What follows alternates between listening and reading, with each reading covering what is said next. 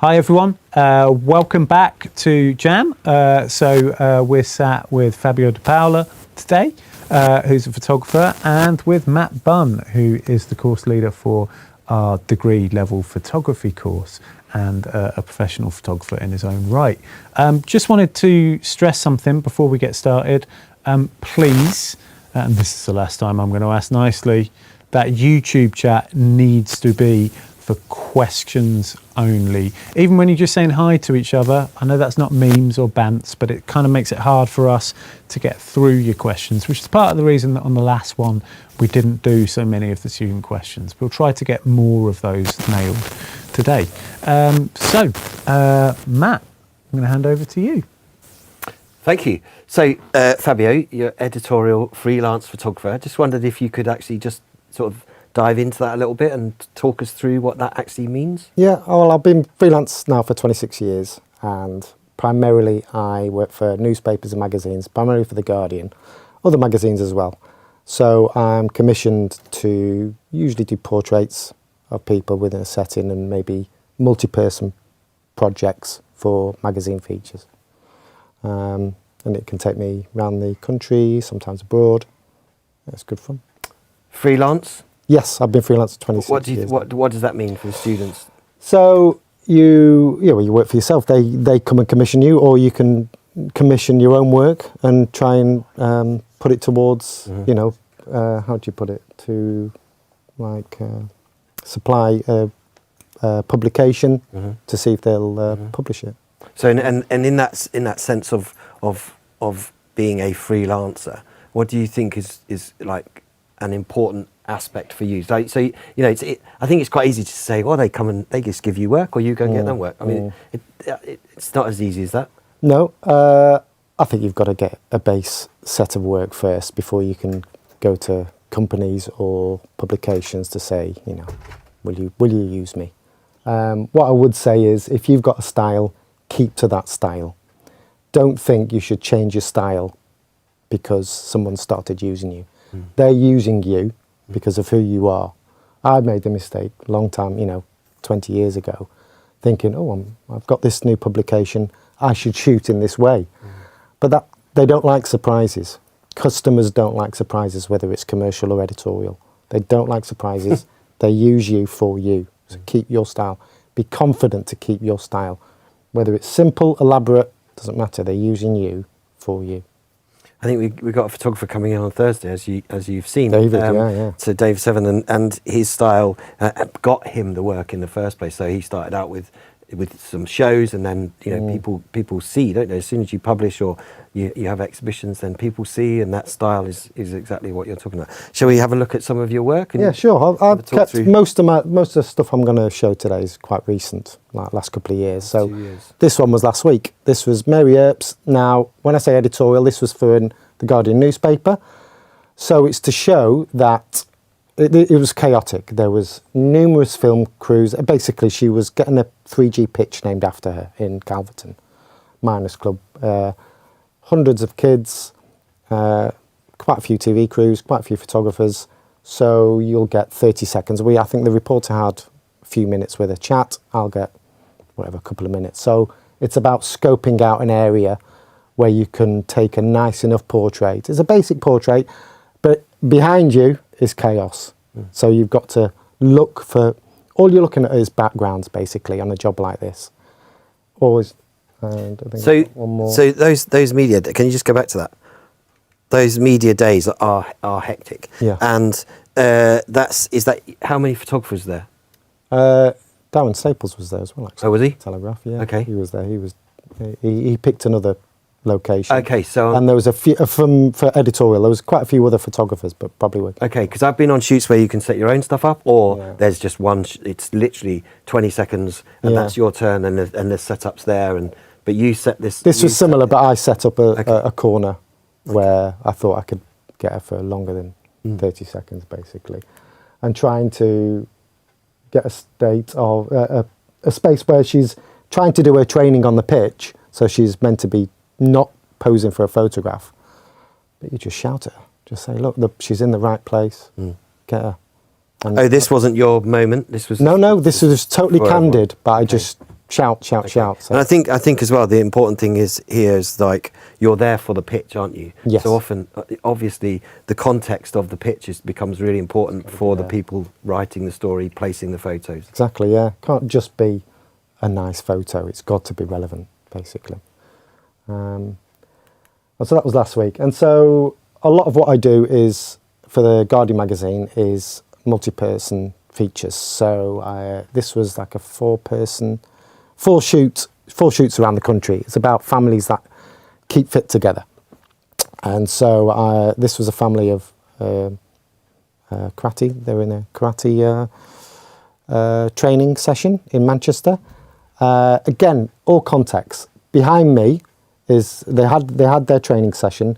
Behind me is the owner of this karate centre blowing up a large bouncy castle because the next day he booked it out for a party. So my job is to not listen to him shouting, "Oh, you nearly done, mate, you nearly done, mate," and trying to stop the mum from laughing. As you can see, she's got a slight smirk on her face, and all I was doing was not listening to the guy behind me, shouting at the mother to not smile, and probably in the same time scaring the little kid. But that's all right, it works, because that's what I wanted. And it's about shooting to brief. All they said to me for these shoots were the Royal Tenenbaums. Wes Anderson, Royal Tenenbaums.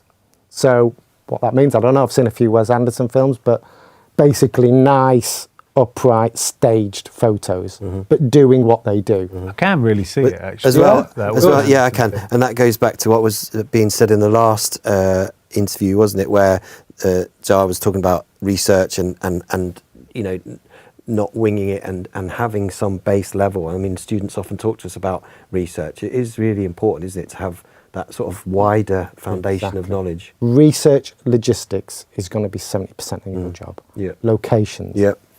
I had to Google this place to see where I could do the shots. One of the other shoots as well. So mother and daughter play cricket. Simple, but just I had to bring a bit of fun into it. And there was a lot of examples I gave the magazine where they're more upright, more staged, less smiley. But I think they used this one in the end. So how many would you give them? About 45 or something, Okay. yeah, choice. I like to spend, on a shoot like this, you know, it's beneficial for them to give me the time to do a good shoot, you know. And they would just choose the one? The magazine would shoot, just choose a one or two, yeah. So that was a good feature. This was a multi-person feature about people who win strange world championships. So she is the world coal-carrying champion of Gowthorpe. I'm sure you've heard of it.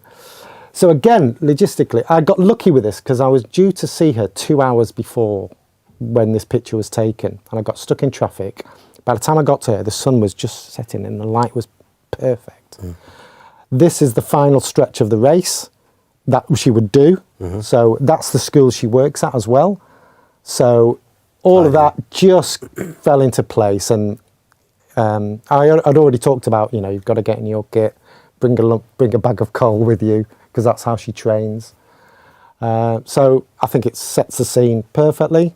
And I think the next one of that shoot is she's the world pea shooting champion. Again, looked out with the dress. Yeah, she had the dress. She obviously likes peas. She obviously likes green. That was her wall. She sells the picture, doesn't she, really? So it tells the story, her and a pea shooter. And the balance in that frame with the hand at the back, have you asked her to do that? Yes. Okay. Yeah, I just need it. Yeah, It didn't look right. Okay. I don't know if it... No, it looks really good. The balance of that is perfect. But I got lucky with the wall. She had that wall. I took my own backdrops, but they weren't good as that wall.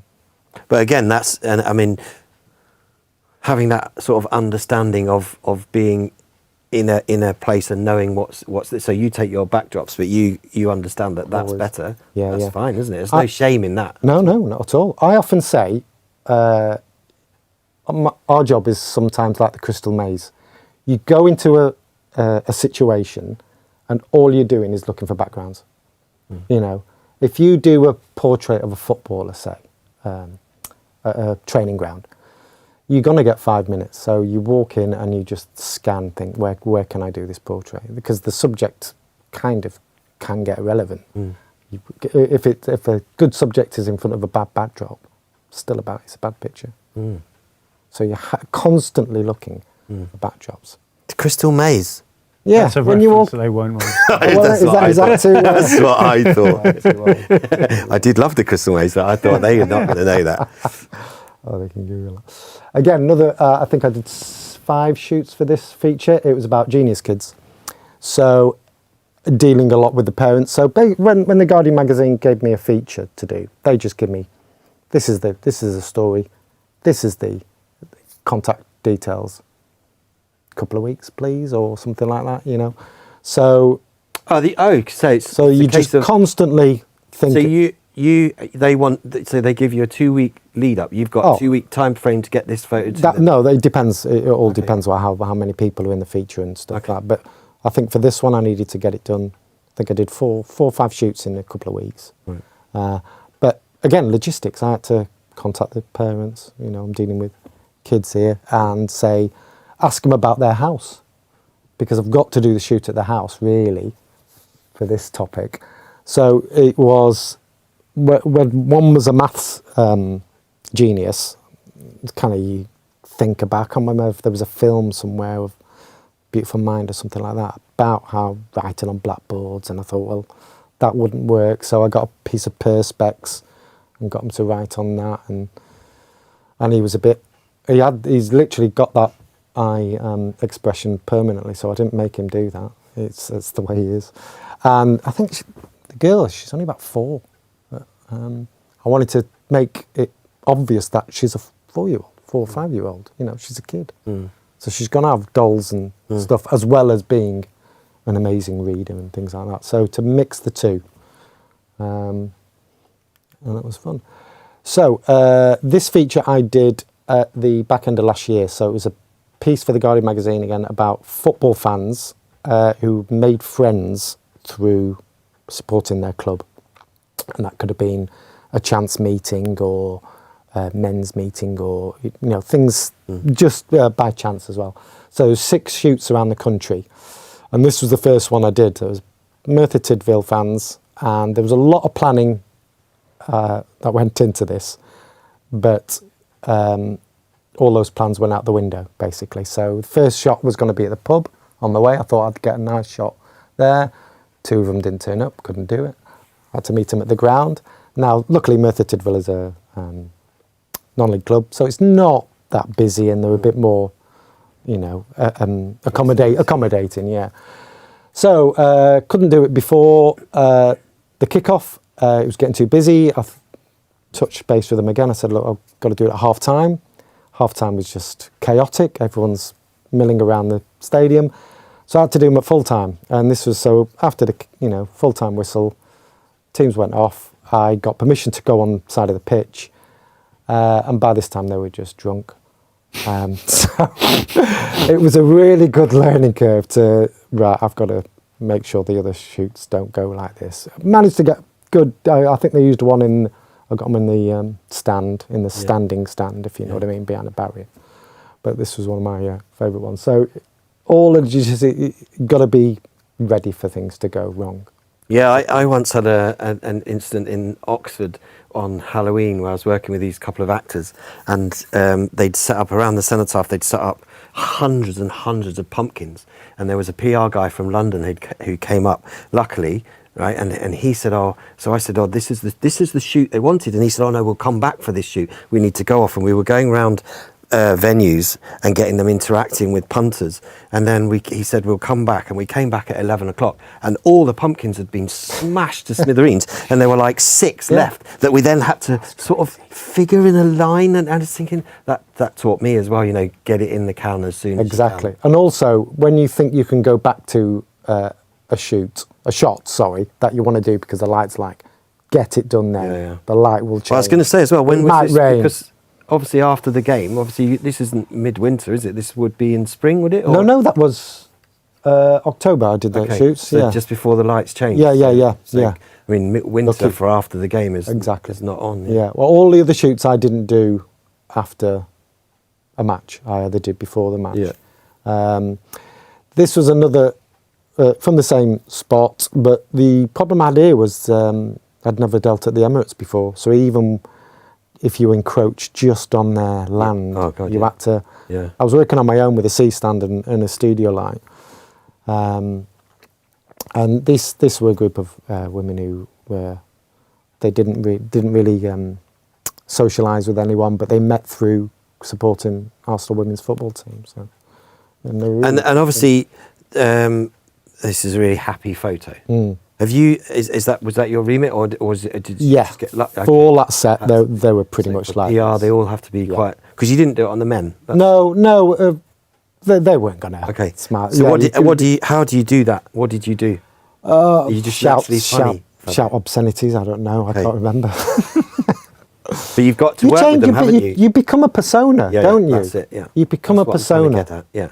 So it's not just about the technical side of photography, learning what to do. This is you have to develop your people skills. Don't you? You have to know the photo you want, and you've got to work out who you're working with and how you're going to get that. And it can be an act. Yeah. And so you're acting in a certain way. If these people had a different personality that you've cottoned onto, you have to go to that personality. Yeah. You can't just act the way you think you are. Yeah. No one probably gets my sense of humour. They clearly did. Change. Well, yeah. And that's interesting though, because I think often for students, perhaps one of the things they might find the most daunting is they're thinking, well, I could never be that person. I could never be this sort of extrovert, outgoing person, because that's not me. But actually, a lot of people aren't that, but they can act that way. They can learn how to act that way in a specific situation. It's not like you've got to have an entire transplant of personality. You've just got to sort of find out how in certain circumstances you can tap into something. Exactly. Well, interestingly, I gave a talk last week, and I get a bit nervous when I'm speaking in a big, I'm talking hundreds of people. Yeah. And one guy said to me, the way he got over it was to take acting lessons, amateur. And he said that it takes you out of your body, and you realise that it's not about you, and it's about what it is you've got to deliver. Yeah. So it's not about how you feel and people looking at you. So it does change the way you look at it. I thought that was quite good. Are we asking student questions during, or are we going to do it after? Or should we chuck a couple in there? Yeah, I think so. Lottie Atkins asks, what's been the most memorable shoot that you've worked on, Fabio? Usually the memorable ones are with people that I really respect. So last month, a couple of months ago, I photographed this drummer from the Smiths. If it's something personal to you, and I just thought, it's not probably the third Smith I would have liked to have met, but he's still a Smith. I was a massive Smiths fan. So, sorry, did I what? Did you fan it up? Did I fan? Yeah, I was a proper fanboy. Yeah. I even took an assistant just so I can just relax on the job, and but it was on a rooftop in Manchester, and I just thought, it's great, I'm with a Smith. Well, I think that pulls up an interesting point, because about. I think joking about being a fan and all that, but you have to, at times when you meet these people, you have to be absolutely professional and pretend that you're not in awe of them, or they're your hero, or it's quite a tricky thing to do, isn't it? You don't go up and ask for selfies, you don't ask for autographs, you keep it absolutely professional. And then afterwards, I did on this one. Well, I've only ever had one. I got one autograph, and that was Jeff Hurst, because I just thought he won the World Cup, and I got him to sign it for my dad, and that was the only time I ever did it. But I got my job done, because I thought, you've got to. I think it's good. It's a good trait to have, not to care too much about other people. I've only had sweaty palms once on a shoot. I had 5 minutes with Tony Blair a long time ago, post PM. Not a big Tony Blair fan. But far from it, but it was Tony Blair. Just the size. Believe me, he had this presence. One of my clients is Madame Tussauds, so I go around the world and photograph the people I make the waxworks of. So I've met Kim Kardashian at her house, heads of state, Manny Pacquiao in the Philippines, Mike Tyson, people like that. Not bothered me at all, but that one shoot, for some reason, just went. Yeah. Interesting. People have presence. Some people have presence. Question from KidNorm8358. Again, this their guessing name? that's not their real name. What was your first big photography job that got your name out there, and how did you advertise your work in the first place? That's a good question. Probably when I went freelance, I got a shoot off The Guardian of Les Dennis. And I think it just... Again, another icon for this generation. They're all going, oh my lord, But he Les was Dennis. big news at the time. He was big news at the time. I think he just got left his wife or something, Amanda Holden, I believe. And he was going round on this really unattended tour of stand-up / chat. I don't know. So he was at a place in Newark or something. I can't remember. It was a theatre in Newark. But I had a behind-the-scenes feature, and it was my first job for The Guardian as a freelancer. Just nailed it. Just look, if I had had another shoot, it wouldn't have gone as well as that, and I just nailed it. Exactly what I want. Front page of G2, good coverage. You know, what was that, 20 years, about 26 years ago. There's an interesting question coming in from Demonico28. What would you say matters more in photography, equipment or skill, or is it ultimately a mix of both? It's got to be skill in it. I mean, I always buy new equipment thinking it's going to make me a better photographer, but it just makes your job easier. That's all technology does. I think it's got to be skill, hasn't it? There's people who, I know, brilliant photographers who just use rubbish equipment, and they're brilliant. Yep. So it's obviously that. I would agree. Can we flick through a couple more slides? Sure. That was the end of the football fans feature. So these are all, I mean, let's just talk about your lighting, Fabio. I always take one light. Yeah. Always. On a location shoot, I don't try and be too elaborate. So it's you use the sun as a key, and the studio light, usually on a softbox, as, you know, kind of fill. So I can't see that. Have you, these are all just lit, the bottom left-hand one has got your lighting in it, hasn't it? Yeah. Top one has as well. Okay. Just a touch Which of fill. one? The top left. Okay. Man City ones. Right. That's sun and the light coming from the same place. Okay. The bottom right, that was up in St Johnstone in Yeah, that Scotland. just looks like a cloudy day. That's good. That was the day after storm. Right. Oh, it's amazing storm. But yeah, that's just one studio light. I don't think there's a light on the top right. And these are battery packed, obviously, yeah? Yeah, I use Profoto. I'm allowed to, if you're listening, Profoto. So that was good, and that was the cover feature they did. Always for covers, less is more. They don't usually use a convoluted picture. It needs space for the text, and that's what you've got to think about as well. You've got to think about your uprights if it's a cover shoot. I was told this was going to be a cover shoot, so for each shot, for each of those 6 shoots, I tried to think of a nice upright square. Yep. This was the last shoot of the 6 in Birmingham, and I just knew I knew that was going to be the one. Yep. And I think as well, like cover shots are always upright, aren't they? Yeah. And I think you know it's really worth having that in your mind when you go there. That you know as well. I mean, I work for theatre companies, and they produce these magazines, and the director's always saying, you know, remember one of these is going on the cover. So you always think, because I think a lot of the time now you do shoot landscape primarily. Easily, yeah.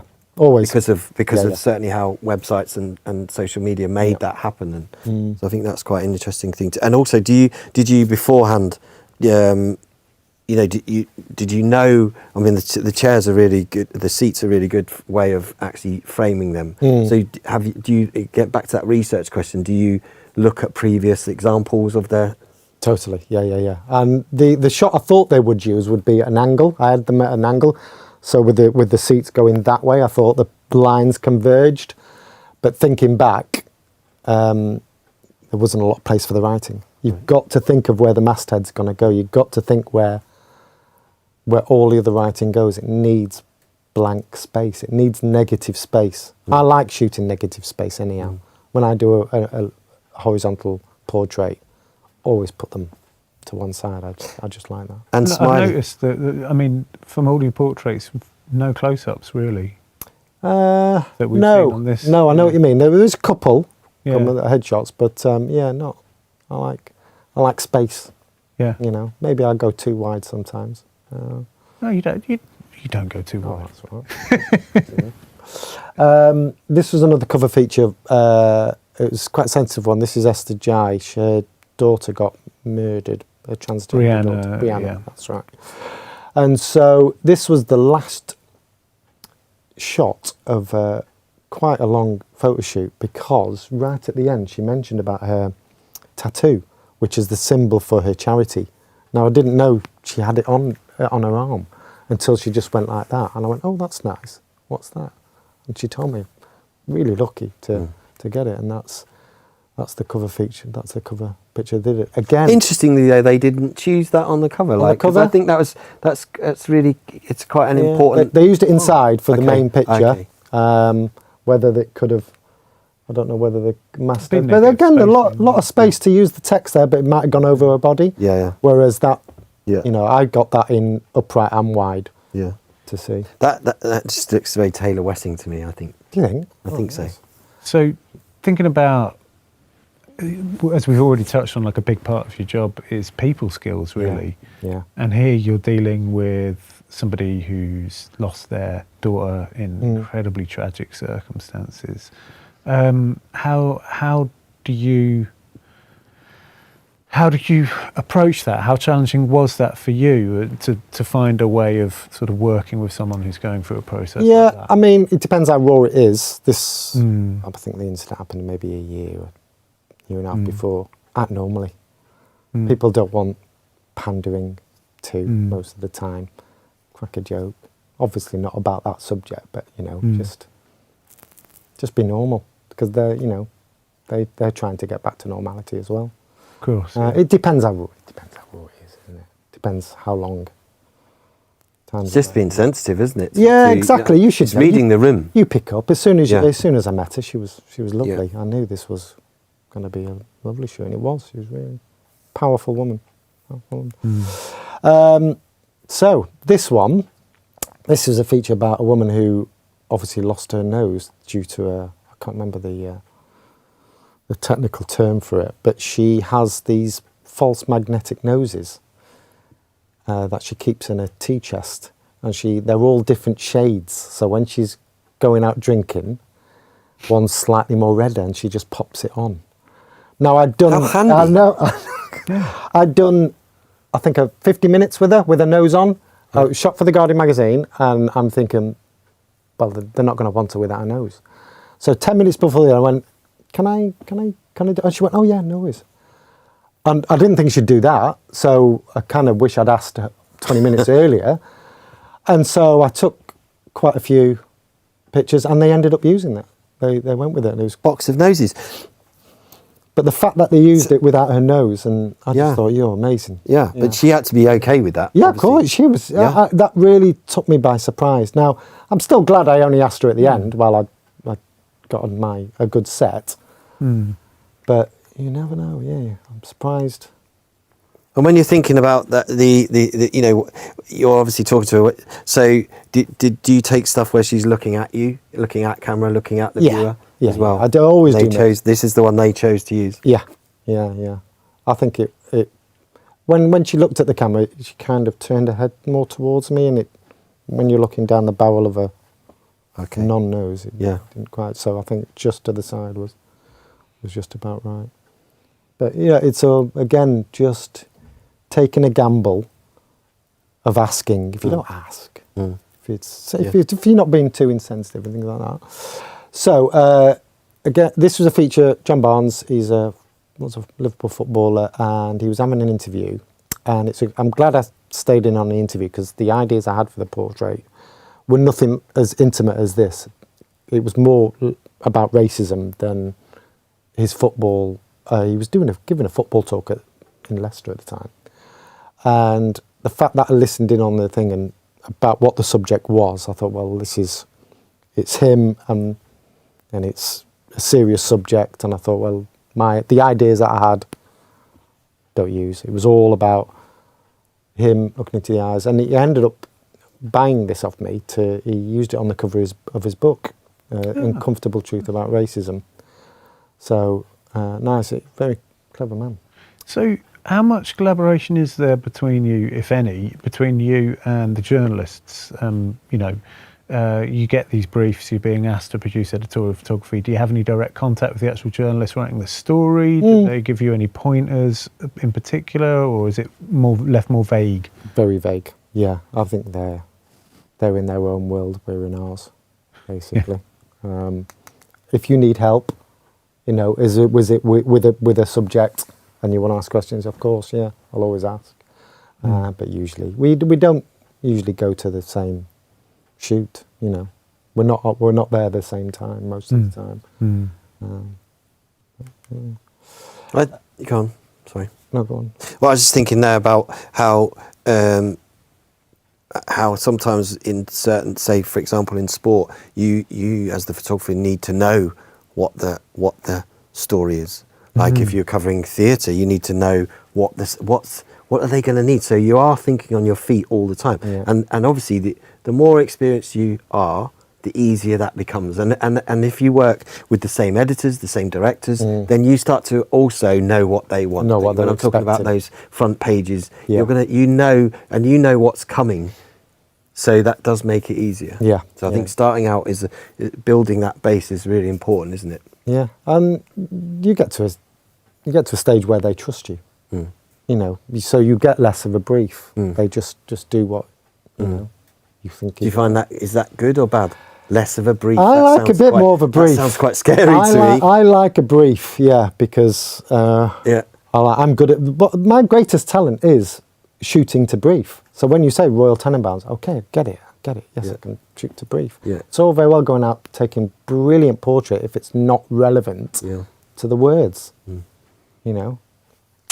This is about kind of composition. So this page was in the Observer Food Monthly, and the subject is always on the right-hand side of the double-page spread. So all this shoot I had to do that way, facing inwards. It's things like that. If he or she is facing the other way, they can't use it. They won't use it on that thing. So you have to know where it's going to go. If it's on a weekly column or things like that, you need to know to shoot to the design. Because if it doesn't fit the design, if she's a gladiator, she faces the other way. Magazines don't like that. Newspapers don't like that. This was another OFM shoot. A chef with his favourite dish, a most common signature dish. So he made one for me, and I said, "Make more. Can you make more?" He wasn't happy, but he made more. It makes, rather than just one dish, borrow a few hands, get them in. Just make it slightly more interesting. Yeah, I like it. Yeah. So there's a question coming from MJ Milo that asks, what editing software do you use? Or then they've said, or are these images strategically photographed the way they are? So basically, I'd say, like me, you're old school. You would get these photos as good as possible in camera. Yep. And then obviously there's light editing. I think the good thing about working editorial is morally you can't do too much. You can't erase something out of the thing, because say you've taken a really good picture and you want to put it through to an award, it might come back to bite you. There's lots of instances in people have won photography awards and get it taken away because something was photoshopped out, or so you can't. What becomes reality depends what it's. If it's for editorial, it has to go to print. It has to be as true to life as possible. Can you just embellish a bit more on editorial? What do you mean by that, Fabio? As in, if it's for a newspaper or magazine, it can't be a composite, or else they have to tell you it's a composite. There's nothing wrong with doing composites. They will use that, but they will say composite by.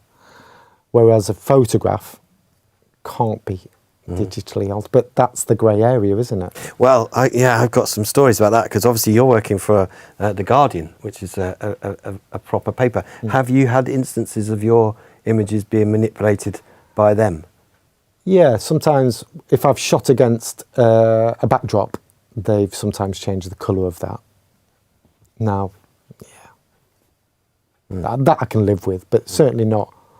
They don't usually crop too much either. Right. You know, they're usually okay, I think. Not saying it doesn't happen though. But. Well, I think it happens in the sort of more red tops. Yes. They are more likely to. And I use Photoshop. remove- I use Photoshop. What do you use? I use Photoshop. Yeah. I've never Photo gotten Mechanic and Photoshop. exactly how I do. I Yeah. should always work off RAWs. Yeah.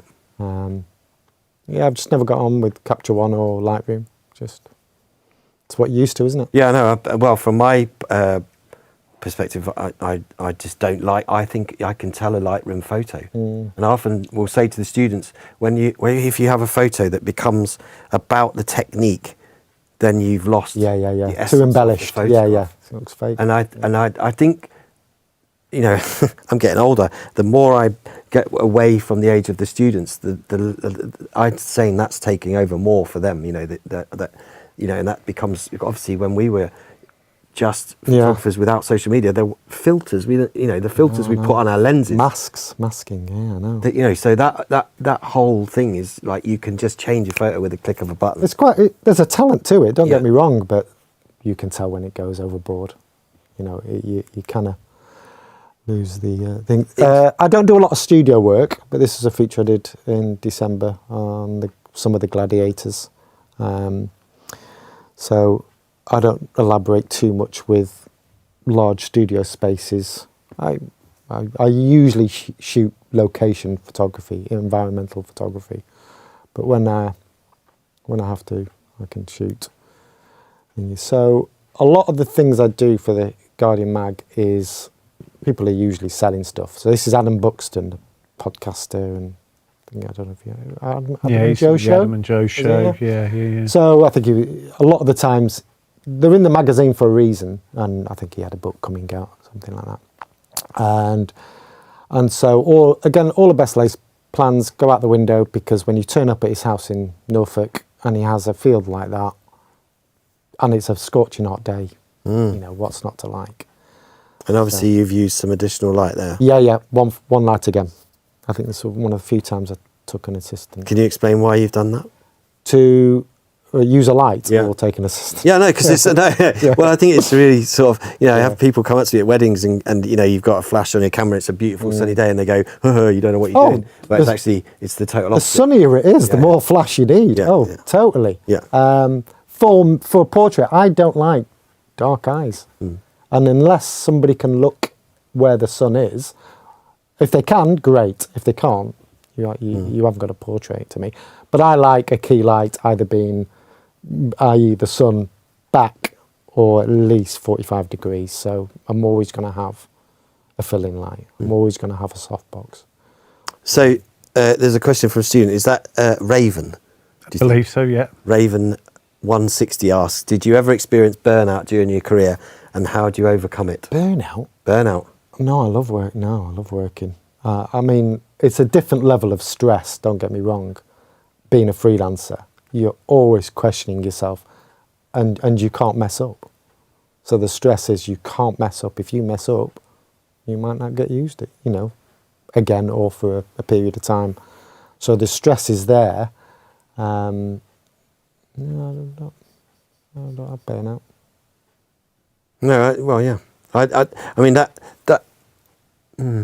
don't want to scare the students in a way about that the stress of because you should be able to make mistakes, shouldn't you? But I think at the young point of your career, in a sense, like using their time now at college and just after, is the time to make those mistakes, to experiment, to actually to learn those things. And obviously, we all make mistakes. I mean, all the time, and still. I know, but no one sees them. No, hopefully no one they sees just my mistake. become less, or you know, and you learn from each mistake. And next time you go to a job similar, you think, right, I'm not going to do that. And it might be on a technical aspect, or it might be on, like you were saying, a sensitivity. You know, you might think, I'm not going to crack a joke because that didn't work, or how do I get these people to look angry, or how, you know, then you sort of learn that. I always suffer from trying too hard on a shoot. So when 15 years ago, I went through a multi-flash stage. So, 3 pro photos on a shoot. I wanted to show how hard I was working.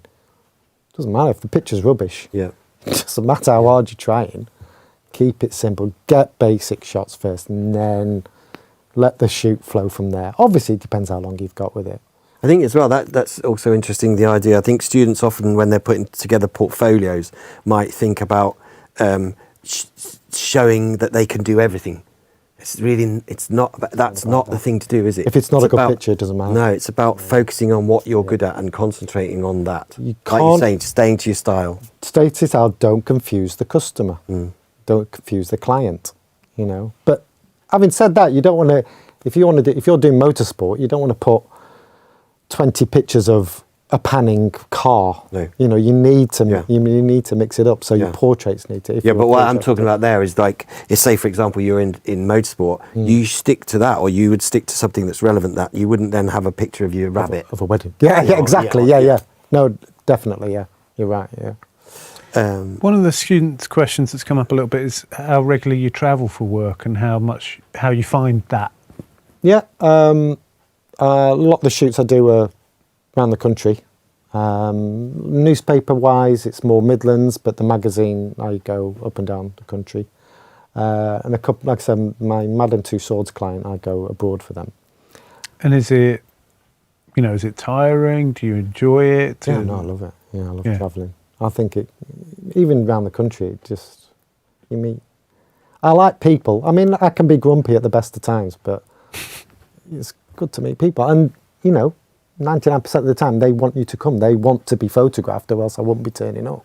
And so you mentioned assistant a few times. Is that purely like a budget-based decision, or is there other factors that might come into when you use an assistant? Yeah, no, I prefer to work on my own. I don't know why. And when I do take an assistant, it's usually a mate of mine. And so I know how to treat him. I've trained myself for so long to work solo that I've nailed it now. And I think as well, the less people, the less noise. Exactly, yeah. In your mind. When I've taken my friend, there's a picture with Gus Khan later. All Gus Khan was talking to my friend because they both had 4 kids each. And it's like, can we stop this, please, So Milo asked there about the travel. So can you just talk us through, so you've got a job in Manchester, say. Can you talk us through the process the day? What does the day look like? Well, I'll always check out... No breakfast. We don't need breakfast. No. I'll always check out where I can park. Yeah. Because if I've got equipment to take, means that I always street Google. Say if I'm doing a shoot at someone's house, or I need to take them out of the house, I street Google the house and see where I can take them. So the less surprises you have, the better. If I see a picture of the house and I think, oh yeah, it's massive, they're going to have a good room there, I'll be able to set up a backdrop. Or the garden looks good. Or I can take them somewhere else, location-wise. It's logistics. So you've got a job at 1 o'clock, Fabio, in Manchester. What time do you leave? I would set off 2.5, because it's a 2-hour. Always set off half an hour earlier than I need to. Manchester 2.5. And then you'll be there for the job for a couple of hours? Yeah, depends what it is. Depends how long the subject has. Depends what the story is. Say if it's like a magazine feature, I always say hour and a half. Give me hour and a half. If you need to go, then that's fine. And then editing after on the job or back home? No, back home. Okay. Yeah. If it's not for edition. Okay. But if it is, then you'd be sending it. It'd be on the laptop. Yeah. Yeah. Go to the nearest cafe and or in my car and just edit away. Similar to the Mary Earps was like that. The Mary Earps shoot. So got to get that out. Yeah. So because it went live the next morning, so I sent it off. I had a question from Kai, which is how many different cameras and lenses do you use on a shoot? Brilliant. I use Canon mirrorless cameras, and I usually shoot 24-70 portrait-wise. I have a really nice 50mm 1.4, so if I'm not using a lot of studio flash, I'll go down to 1.8 or 1.4 because it just knocks out the background. I feel when you use that kind of lens with a flash, it looks a bit light-roomy, it looks a bit fake, whereas no flash on a shallow, it looks, on a 50mm, it looks fantastic. But for portraits, it's 24-70, 50, not more than that. So Mini Giz Show Sparkle Perk Diam, otherwise known as Definitely Kathleen. their real name. Kathleen asks, how do you sort your portfolio now being more established in the industry? I would imagine that they're asking, do you still keep older stuff? And interestingly, today you've cut just to the last 2 years. Yeah, I've still got a lot of old stuff on my website. Very few people go to websites now. I think it's my Instagram page is a folio page now. So there's nothing of me. It's just my work, and that's fine. So the very few people that follow know what my latest work is on. Interestingly, I went to there's a new platform out called Iris, and I went to a talk about it the other day, and it is literally just for photographers. So they're trying to get rid of that Instagram, the reels and all that. So it's literally just a photographic platform. It looked really good. Thinking about using it here for the students, so you can create groups, and then people like Leica and Magnum are on it, and it looked. Iris, is it? Cool. Yeah, Iris, IRYS. It's called. Yeah, have a look at it. It's worth looking. Some students can get on it for free, but they would want us to pay. I think it's £5 a month or something. But it's pretty good. So geared towards creative photographers. Yeah, just photographers. Yeah, at the moment it could change. You know, if obviously money might change that. So talking about listening in on an interview. This is an interview with Mark Gatiss. Mark Gatiss, who was in the League of Gentlemen. Just cottoned on to the end of it that they were talking about Brexit, and he was really anti-Brexit. So we were in the place where they do rehearsals for the play he was in. It was taken in Nottingham, this somewhere. And so I nicked a bit of equipment from the rehearsal space, and I just started talking about Brexit. I was thinking, tell me how you feel.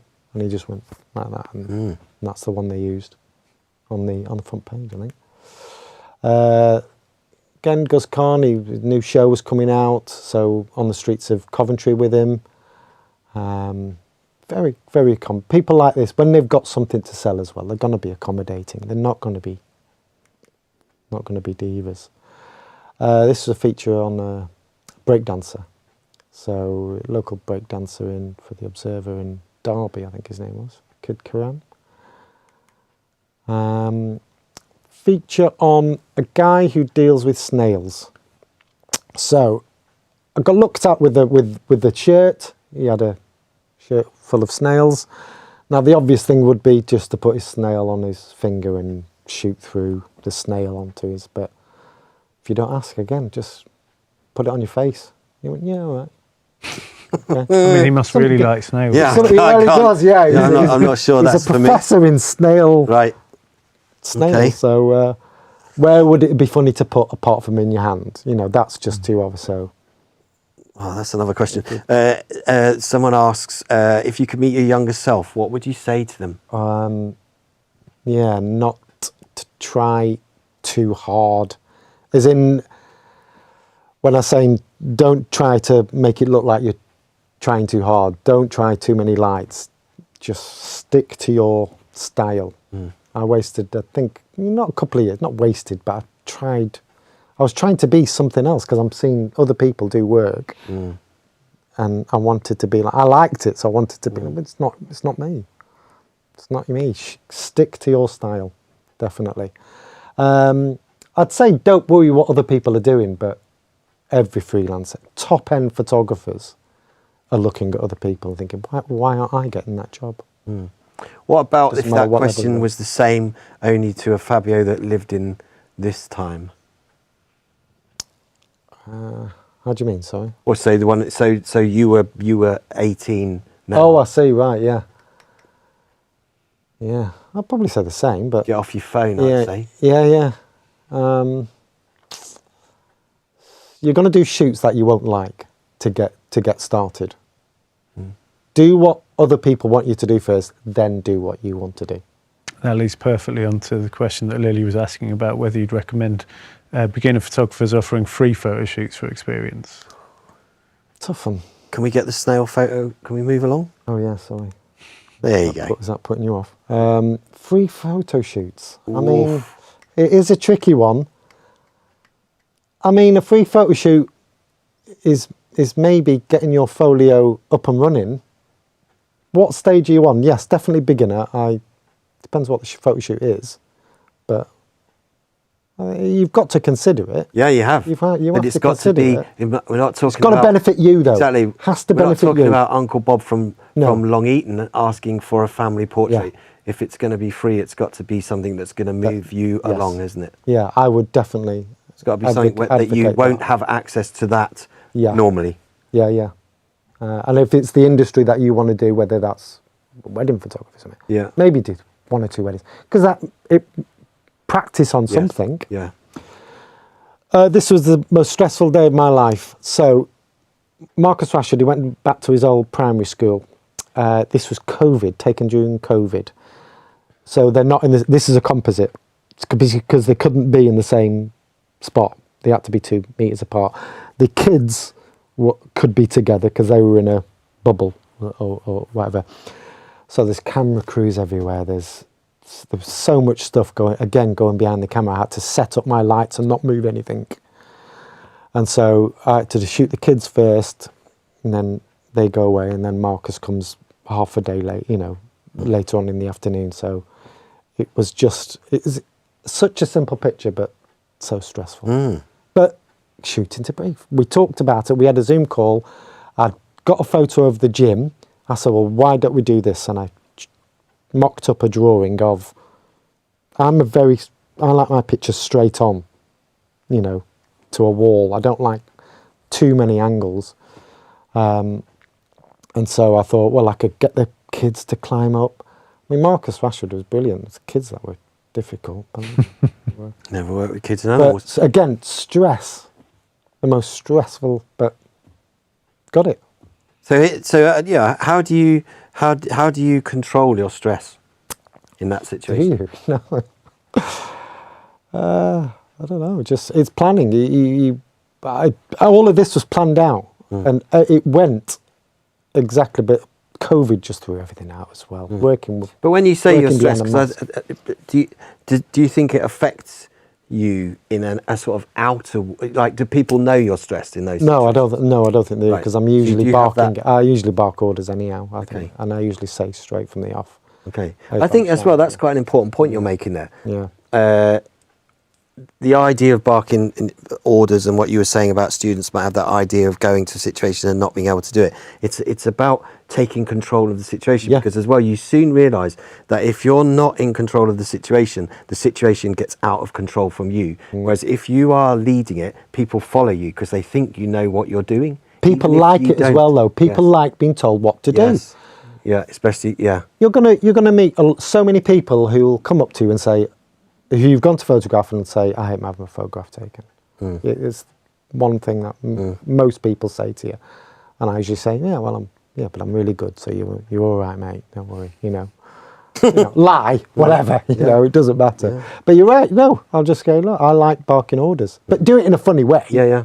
Don't just make people know what they've got to do. Exactly, Because they... And then compliment them, that's great, brilliant, stay there. Yep.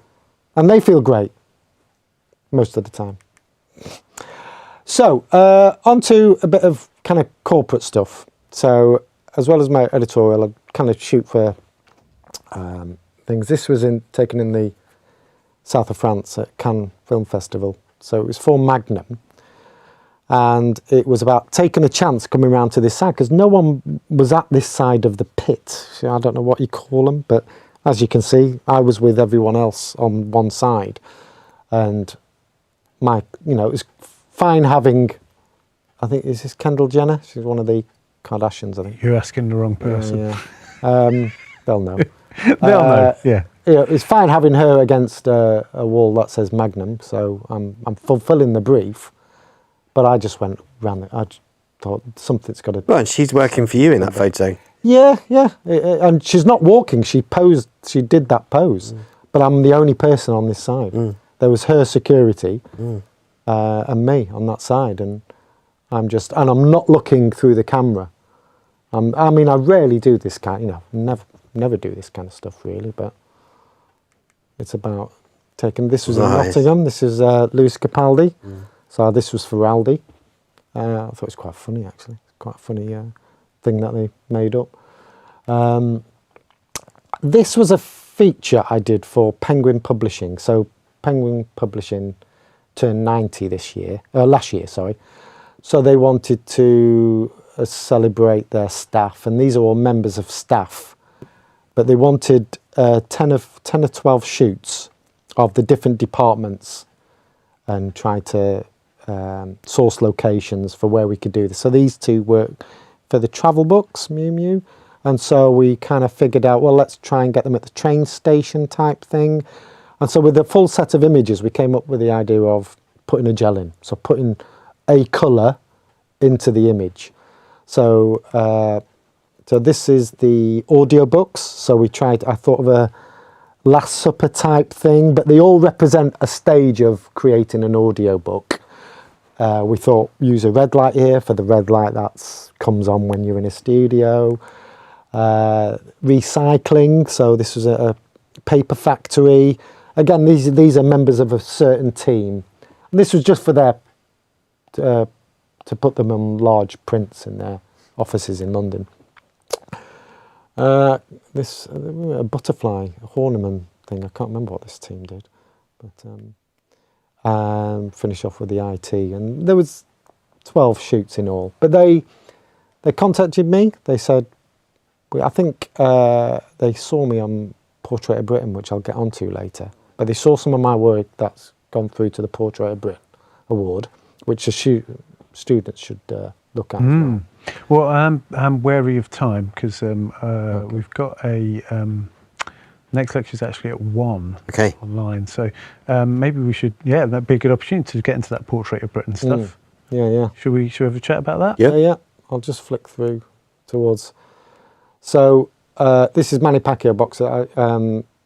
This is a case of getting a quick shot that I liked. I was there for something completely different. But the fact that I got this, put it on my website, and another magazine contacted me and said, we like this, can you do this for a footballer? So it was for 442 magazine. Light it like you did Manny Pacquiao. So I did it with a Premiership footballer. So again, coming up with ideas that aren't... So Portrait of Britain. This was my first one that got through a few years ago. It is what it is. It's just portrait of people, and it's a great platform to show what you can do. It's once a year.